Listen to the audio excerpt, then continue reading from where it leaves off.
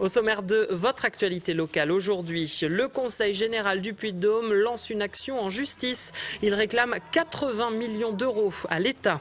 Autre actualité judiciaire, 8 éleveurs seront présentés devant le tribunal de proximité de Thiers ce vendredi pour ne pas avoir vacciné leurs animaux. Et puis du basketball, le stade clermontois a perdu face à Bourg-en-Bresse hier soir. Le club auvergnat se retrouve en position de relégable. Le département du Puy-de-Dôme attaque donc l'État en justice. Le Conseil général vient en effet de saisir le tribunal administratif. Il réclame 80 millions d'euros à l'État pour compenser le surcoût généré par le RSA et les autres allocations sociales. L'opposition de droite au département s'insurge. Elle crie à la manœuvre politique à un mois des élections cantonales. Catherine Lopez. C'est un mouvement d'ampleur nationale. À l'instar d'autres départements, le Puy-de-Dôme a déposé au tribunal administratif un recours en responsabilité et en indemnisation à l'encontre de l'État. En clair, il affirme que l'État n'a pas indemnisé le transfert des compétences en matière d'allocation sociale. Le Puy-de-Dôme réclame 80 millions d'euros, ce qui correspond au solde pour le RSA et l'APA. Une somme qui ne pourrait être comblée par les impôts. Pour compenser ce que doit l'État au Conseil général du Puy-de-Dôme, il nous faudrait, puisque nous n'avons plus que la taxe sur le foncier bâti à partir de cette année, il nous faudrait augmenter les impôts de 100%. Vous imaginez bien que ce n'est pas l'objectif du département, nous sommes plutôt sur une ligne de stabilisation fiscale. Pour l'opposition de droite, l'État a bien rempli ses obligations. Le recours devant le tribunal administratif est jugé navrant. À un mois des élections cantonales, l'opposition dénonce une manœuvre politique. Le président du Conseil général est toujours très proche de l'État et de Monsieur le Préfet quand il s'agit de bénéficier de crédits, par exemple pour le train crémaillère, puisque nous avons bénéficié de 18 millions d'euros d'aide de l'État et de l'Europe. Par exemple pour le plan de relance, nous avions en 2009 bénéficié de plus de 10 millions d'euros de remboursement anticipé de la TVA. Et là, comme par hasard, quelques semaines avant les élections, on se retourne contre l'État et même pire que ça, au tribunal. C'est une démarche contentieuse qui est engagée devant les tribunaux administratifs. Mais pour les questions de procédure, l'objectif final est de porter l'affaire devant le Conseil constitutionnel. Si le Conseil constitutionnel venait à déclarer non conforme à la Constitution les transferts, l'État devrait alors indemniser le département. Alors que se prépare le salon de l'agriculture à Paris, ici en Auvergne, 8 éleveurs se retrouvent dans la tourmente judiciaire. Ils sont convoqués ce vendredi devant le tribunal de proximité de Thiers pour ne pas avoir vacciné leurs bêtes contre la fièvre catarrhale. Philippe Robert a rencontré 2 de ces agriculteurs incriminés. Bernard et Michel sont éleveurs de bovins, l'un en vache allaitante, l'autre en laitière. En 2008, ils constatent que leurs bêtes présentent les symptômes de la fièvre catarrhale ovine. Et pourtant, l'année d'après, ils choisissent de ne pas vacciner leurs animaux. Il y a d'autres méthodes pour immuniser les animaux, entre autres avec des méthodes qui nous ont été conseillées par un vétérinaire conseil qui nous a dit qu'il fallait utiliser du chlorure de magnésium en forte dose et des oligo-éléments. Et ce qui nous a permis de remonter nos défenses immunitaires de notre troupeau et qui nous a permis de passer le cap sans incident majeur. Car ce vaccin leur fait peur, pour eux à juste raison. Leurs collègues qui l'ont utilisé remarquent des conséquences néfastes sur leurs bêtes, notamment un nombre anormal d'avortements.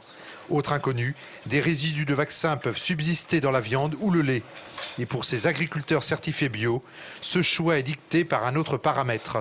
Il était assorti avec l'obligation de vacciner, également l'obligation de désinsectiser les animaux à grande échelle. On pense que c'est la chose la plus néfaste vis-à-vis du consommateur. Car il y a des animaux qui sont partis à l'abattoir avec une désinsectisation relativement proche de cette date.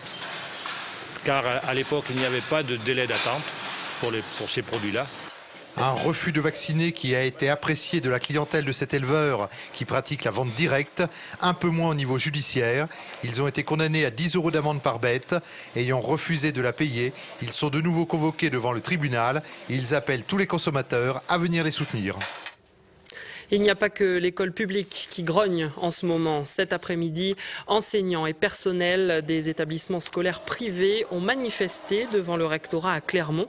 Ils étaient 150 environ, venus de toute l'Auvergne. Une mobilisation à l'appel des 2 syndicats majoritaires, la CFDT et la CFTC. Les manifestants ont protesté contre les suppressions de postes dans l'enseignement privé.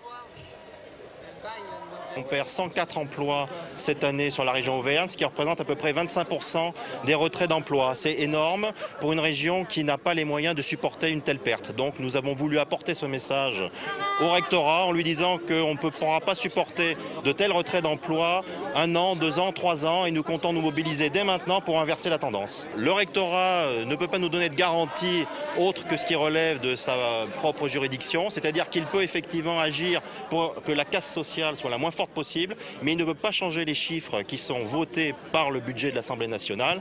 Et là, malheureusement, le rectorat ne peut que faire de la réparation. Des propos recueillis par Raphaël Poujon et Alice Chevrier. On reparle de ce sujet juste après le JT avec l'invité du jour. Du rugby, en bref, et cette mauvaise nouvelle pour l'ASM Clermont-Auvergne qui perd Gavin Williams. Le joueur originaire des îles Samoa est contraint d'arrêter sa saison. Il est blessé au genou gauche, victime d'une rupture du ligament croisé antérieur. Pour le moment, le club auvergnat n'envisage pas de remplacer Gavin Williams. Grosse désillusion pour le stade clermontois Basket Auvergne. Hier soir, les hommes de Régis Racine se sont inclinés à domicile face à Bourg-en-Bresse. Score final 89-88 après prolongation. C'est la 16e défaite des Clermontois en 21 journées de championnat. Au classement général de Pro B, le stade se retrouve désormais en position de relégable. Martial Delecluse.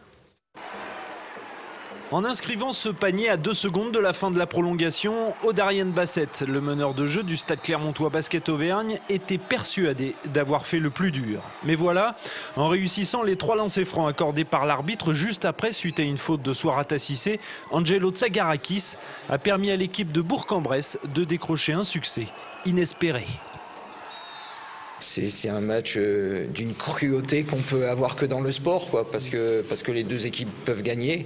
Ça fait très mal, vraiment très très mal. Au mental, partout. Là où on avait pas mal, même on a mal.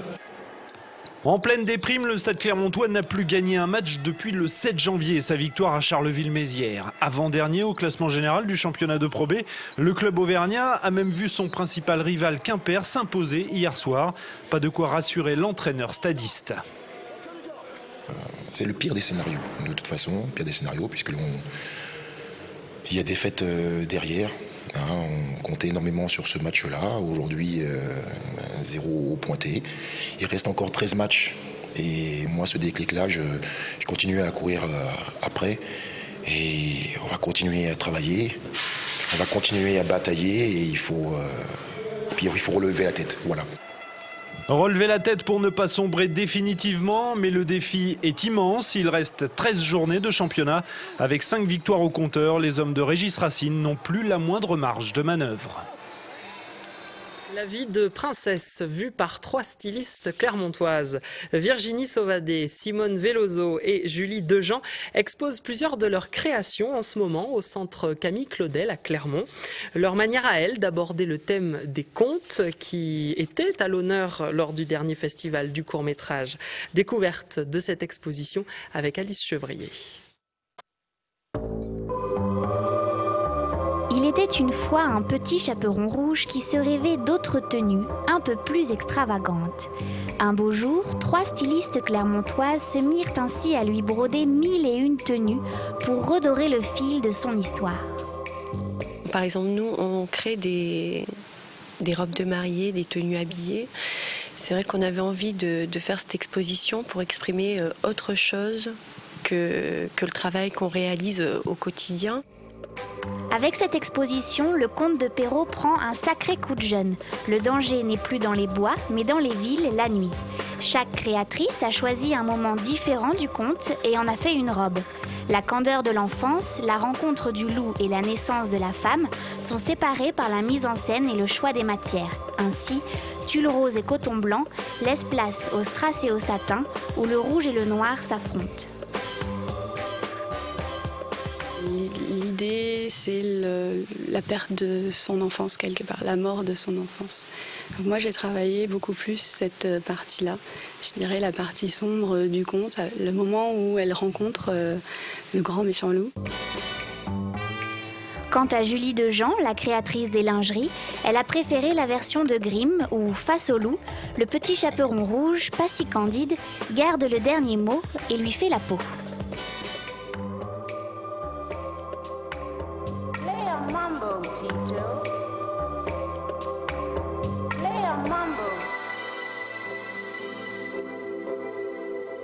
Voilà, à voir jusqu'au 26 février au centre Camille Claudel à Clermont.